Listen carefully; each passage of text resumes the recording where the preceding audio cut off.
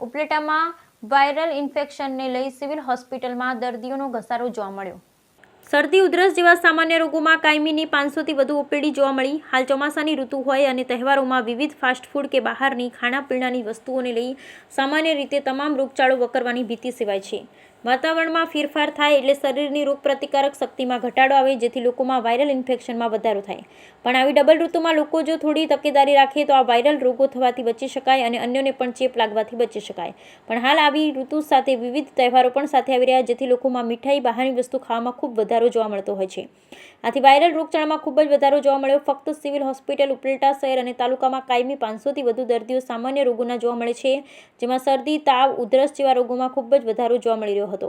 અને આવા રોગોથી બચવા સિવિલ સર્જન ડોક્ટર ખ્યાતિ કેસવાલે લોકોને સાવચેતી માટે હાલ બહારનું ખાવાનું ટાળવા તેમજ મચ્છરોના ઉપદ્રવથી બચવા અને ઉકાળેલું પાણી પીવા જેવી સલાહ આપી રોગોથી બચવા વધુમાં વધુ તકેદારી લેવા જણાવ્યું। Bureau report Vipul Dhamecha, Upleta.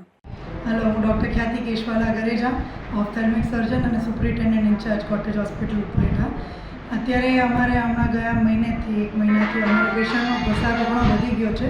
દરરોજના અમારે લગભગ 600થી 650 પેશન્ટ આવે છે અત્યારે, જેમાં મુખ્ય કારણ શરદી, ઉધરસ, તાવ અને અમુક થોડાક પેશન્ટ ડેન્ગ્યુ મલેરિયાના હોય છે, બહુ નથી, પણ બીજા ઝાડા ઉલટી અને મેઇનલી શરદી, ઉધરસ ને તાવના હોય છે।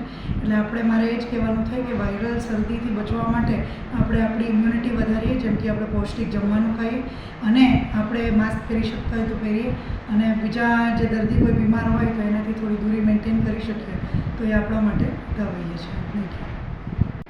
હું ડૉક્ટર દિશા વાજા, ગાયનેકોલોજીસ્ટ, કોટેજ હોસ્પિટલ ઉપલેટામાં કામ કરું છું। અત્યારે ઘણા સમયથી પેશન્ટ ઓપીડીમાં વધી ગયા છે। ગયા મહિનાની વાત કરીએ આપણે તો પહેલાં 150 જેટલા આવતા હતા, અત્યારે રોજના 200 જેટલા પેશન્ટ થઈ જાય છે। અલગ અલગ સારવાર, બધી પ્રકારની સારવાર અહીંયા આપણે સુવિધા આપીએ છીએ। ઓપરેશન પણ બધી જાતના અલગ અલગ રીતે થાય છે।